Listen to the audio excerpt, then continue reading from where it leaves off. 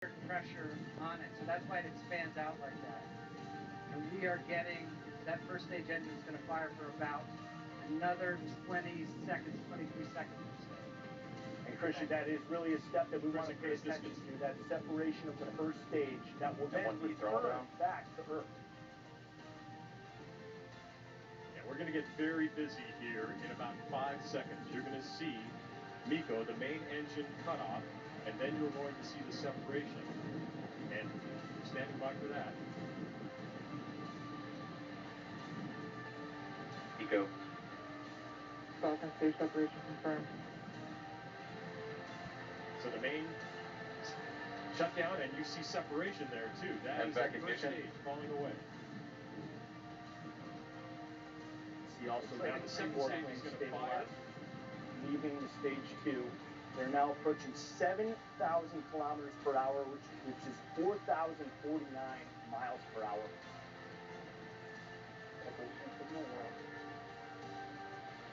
Now the thing to watch now, Chris, is that first stage. It's going to be nominal.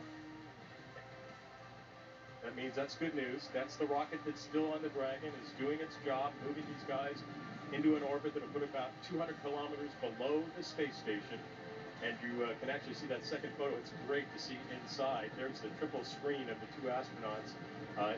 The Dragon and the Falcon are basically, actually it's the second stage now, are on autonomous power. But Chris, we really want to pay attention to that first stage. As Davenport says, it's a secondary mission, but it sure is cool to watch it land on that ship out in the Atlantic. Quickly approaching 8,000 kilometers per hour, which is nearly 5,000 miles per hour. They are really moving. And Bob and Doug appearing very, very cool, calm, and collected in the Dragon capsule. Amazing to get that live shot of what they're experiencing right now. I want to bring in Mike Massimino. Mike, take us through what Bob and Doug are going through. Stage 2 propulsion is still nominal. Yeah, they are so well trained for this, Chris. They've had countless simulations, played everything, every emergency possible. And they're just looking and looking and hoping and praying that everything's going well. It looks like it is. I know that first stage, we're going to be excited to see that, but the world that Bob and Doug are living in is just making sure that that engine is continuing to burn, that they're still on the right trajectory. All the systems are looking good, and it looks like they are. As we see them just watching, that's probably a good sign. That means all the automatic sequences are working well. We don't hear too much chatter coming from the control center, from MCC. That's a good thing, too. Almost to 10,000. And then when you hear that word nominal. Go ahead, Mike, I'm sorry. When you hear that word nominal coming, no, it's fine. When you hear that word nominal, that's always good. That's the NASA jargon for everything is A-OK. We're looking good, just like we expect. So we want to keep hearing that for a few more minutes and get those engines cut and get them in space safely. And there's that 10,000 kilometers per hour threshold, which is just over 6,200 miles per hour. And the picture on the right, I have to keep reminding myself that that's a live shot. It looks like the greatest science fiction movie ever produced. It's just so fantastic that the launch was a go today and has been a success so far. Really, really amazing stuff. David Curley, what's the feeling like on the ground? Are you seeing the first stage rocket at all coming back? Not yet. You can see it. It's got about another 3 minutes until it'll do its entry burn, and there are 9 Merlin rocket engines on that. Nominal trajectory. They say everything is normal with their trajectory, meaning they're heading onto the right path to try and get on the effort to catch up to the space station. So you're seeing in the first stage, you can see those grid fins that you mentioned, Chris Jacobs, that will help guide it. But at 8:45, so plus 8:45, coming up in about 2 minutes, you'll see 3 of those 9 engines fire to slow it down. The first stage doesn't have any of that protection when it comes back into the atmosphere. So the way they overcome that is by firing the engines and slowing it down enough that when it re-enters the atmosphere, it won't burn up. And it'll be a 34-second burn of that entry stage of those 3 engines to bring us in. And seeing some of these pictures of Doug and Bob in the capsule is just remarkable. We haven't seen a lot of American astronauts fly. Is still good. And just to clarify, that picture on the left is the Stage 2 rocket propelling the Crew Dragon capsule. The picture on the right is actually the Stage 1 Falcon 9 rocket returning to Earth. So those are actually moving in opposite directions as we pass the 15,000 kilometers per hour mark. which is approaching 9,400 miles per hour.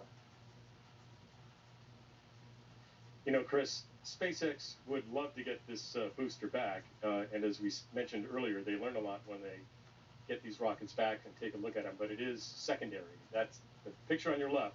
The second stage, as Massimino said, that's what you want to burn. You want that burn to go exactly as it should on the right trajectory. This was an instantaneous launch. They had to go at the right time. There's your start of your entry burn on the right. Stage You're 2 seeing it. FTS is saved. It's a little bit early, but they're coming. Falcon 9 rocket is So coming this is in the hot, burn literally. Yeah, this slows it down. This will go on for about 35 seconds, as I mentioned, just to slow it down. And if you watch those grid fins, you can start to see them kind of move. And that's what keeps this, as we heard earlier in one of the pieces, you know, landing a pencil, that's what keeps it north and south or up and down as it's coming down back into land. And it is landing on a drone ship in the Atlantic. Start to move.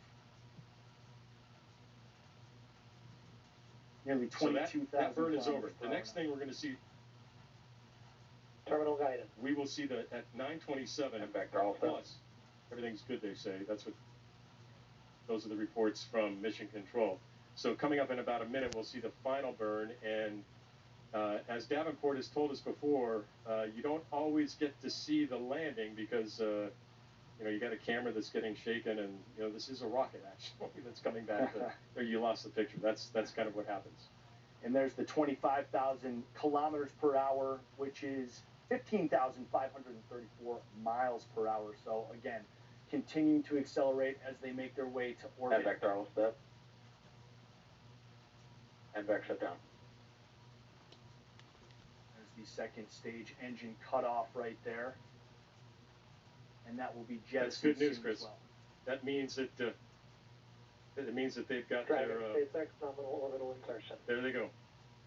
Launch escape system is disarmed. That's great news. And that's even better news. So they're in the orbit they're supposed to be in. They have just de-armed the escape system. They are where they're supposed to be at the right time. And in a couple of minutes, we will see separation of the Dragon and loss of that second stage. That's really good news. And Chris, you asked a little bit about the atmosphere down here. There were some people here, even though they didn't open the gates, who were applauding as that Falcon 9 took off and really rattled our chests. Newfoundland. And it looks like Falcon 9 has returned successfully to that drone ship. Just amazing, amazing technology that quickly, in under 10 minutes, that Falcon 9 rocket has propelled Doug and Bob into orbit and has returned safely.